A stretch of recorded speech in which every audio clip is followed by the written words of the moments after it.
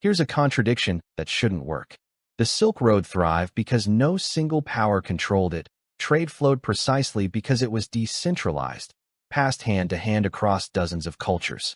Amazon thrives because of the opposite. Total centralized control over inventory, logistics, and data. One network succeeded through radical decentralization. The other succeeds through radical centralization. And yet, they're solving the same problem, for the same reason, with the same core ingredient hiding underneath both of them. Stick around, because that hidden ingredient is the actual subject of this video. Imagine sending your life savings to a stranger in another country. No bank, no receipt, no shared law that applies to both of you. If something goes wrong, there is no court to call and no company to complain to. Would you do it? That is the problem at the center of all long-distance trade. Exchange only works when two people are willing to give something up before they see what they get in return. A trader hands over silk before payment arrives. A buyer sends money before a product ships. Someone has to go first, and going first means taking on risk. This problem mattered enormously in the ancient world, where merchants crossed thousands of miles through lands with different languages, currencies, and rulers. There was no shared authority to enforce a bad deal.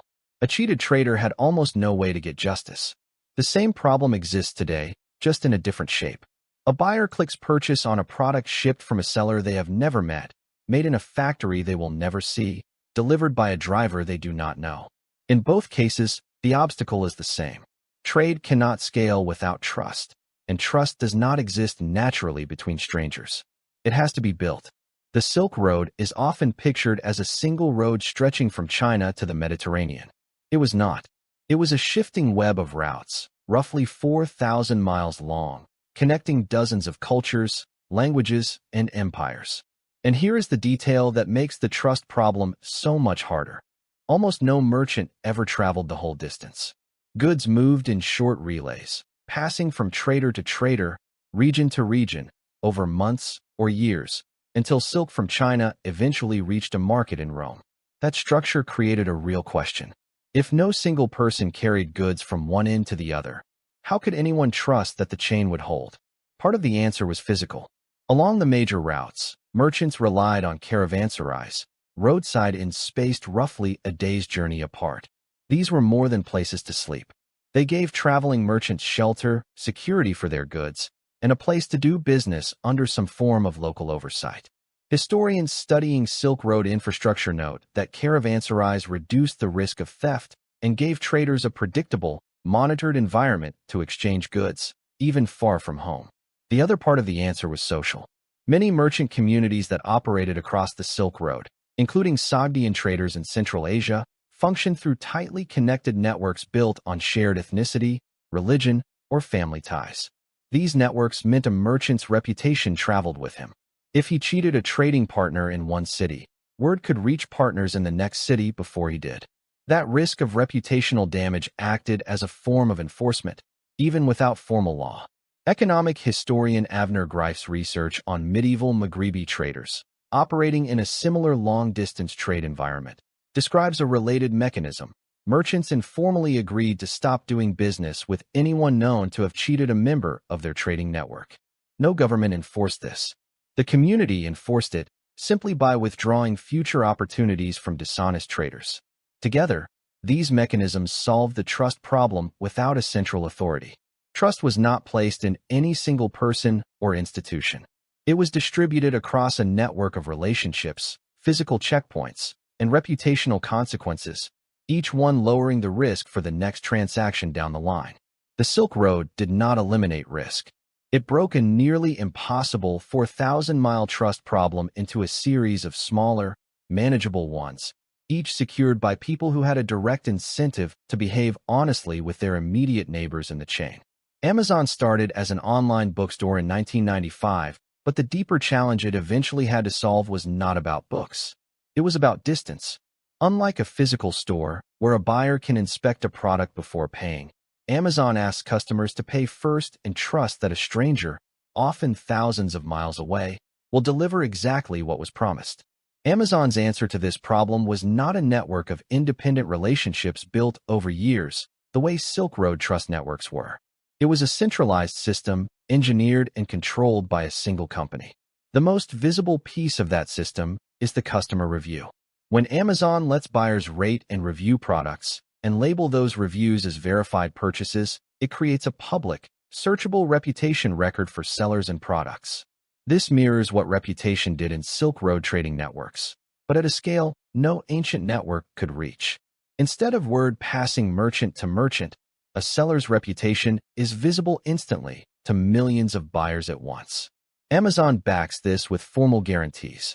Its A to Z guarantee policy commits to refunding customers if a third-party seller fails to deliver a product as described or on time. This shifts risk away from the buyer. If a stranger on the other end of a transaction fails to deliver, the company itself absorbs the loss, rather than leaving the customer to chase down an unfamiliar seller directly. Amazon also controls much of its own logistics.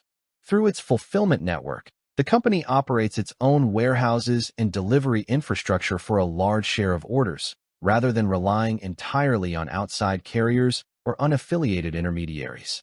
According to Amazon's own reporting, the company has built one of the largest logistics operations in the world, handling storage, packing, and delivery directly for millions of products. This reduces the number of unknown parties a package passes through, similar in spirit to the way Caravanserais gave Silk Road merchants a controlled, monitored environment, but achieved here through company-owned infrastructure instead of independent ends. Behind the scenes, Amazon also uses automated systems to detect fraud, fake reviews, and policy violations, removing bad actors from the marketplace before most buyers ever encounter them.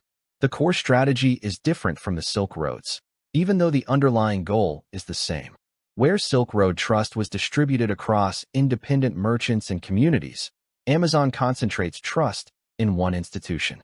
The company becomes the guarantor, absorbing risk on both sides so that a buyer and an unfamiliar seller do not have to trust each other directly. They only have to trust Amazon. Strip away the camels and the cardboard boxes, and both systems are answering the same three questions. Who absorbs the risk if a deal goes wrong? Who verifies quality before an exchange happens? And who punishes the people who cheat? On the Silk Road, the answers were distributed. Risk was absorbed by the merchant network itself, through relay trading that limited how far any one person's exposure extended. Verification came from personal reputation, carried city to city by word of mouth. Punishment came from exclusion. A dishonest trader simply stopped being included in future deals.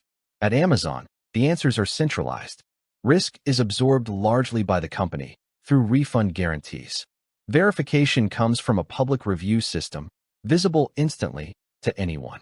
Punishment comes from removal. A fraudulent seller can be banned from the platform entirely. Different mechanisms. Same three functions. That is the first clue that these are not two unrelated stories, but two versions of the same underlying design problem. The similarities go further than structure. In both systems, reputation acts as a form of currency.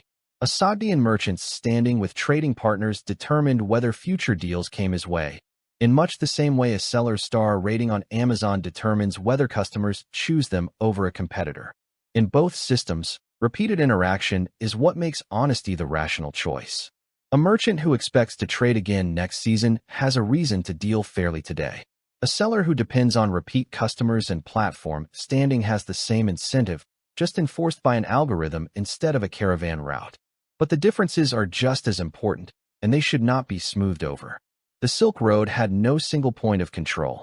No emperor, city, or guild ran the entire route. Trust was rebuilt at every link in the chain by people who each had a personal stake in their own local reputation. That made the system resilient. There was no single point of failure that could collapse the entire route at once. Amazon's system works in nearly the opposite way. One company sets the rules, owns the infrastructure, and enforces the consequences. This is enormously efficient. It allows near-instant trust between people who will likely never interact again, something a relationship-based system could never achieve at that speed. But it also means the entire system depends on one institution behaving reliably. If Amazon's guarantee system, review verification, or fraud detection ever failed at scale, there is no distributed backup network to absorb the shock the way Silk Road trade could. This is not a flaw unique to Amazon. It is the trade-off that comes with centralizing trust instead of distributing it. Speed and scale in exchange for concentrated dependency. Underneath both systems is a pattern that shows up throughout economic history, not just in these two examples. No civilization or company has ever eliminated the trust problem between strangers. They have only ever built new proxies for it. Caravanserais were a proxy. Merchant reputation networks were a proxy. Verified purchase reviews are a proxy. Refund guarantees are a proxy. The specific tool changes with the technology available, but the underlying requirement never goes away because the underlying problem, a stranger deciding whether to trust another stranger, is a fixed feature of trade, not something progress ever removes. That leads to the broader principle connecting both systems. Any network trying to scale exchange between people who do not know each other, whether it moves silk along desert routes or moves packages through automated warehouses, will fail unless it solves the trust problem first. Roads, ships, satellites, and algorithms are not the real technology of global trade. They are the delivery mechanism. The actual technology is whatever system a civilization builds to make a stranger feel safe enough to deal with another stranger. The Silk Road and Amazon built that technology using almost opposite methods, distributed reputation against centralized guarantee, and both proved, in their own era, that it can be done. So the next time you tap, buy now, and don't think twice about sending your money to a stranger, remember, that confidence took over 2,000 years to build. It started with camel caravans and caravanserais, and it ends, for now, with a 5-star review. Which makes me wonder, what's the next trust problem we haven't solved yet? Where in your life are you still waiting for someone to invent the caravanserai, the system that lets you trust a stranger enough to deal with them? Drop your answer in the comments. I read every one, and I want to know what trust gap you think gets solved next.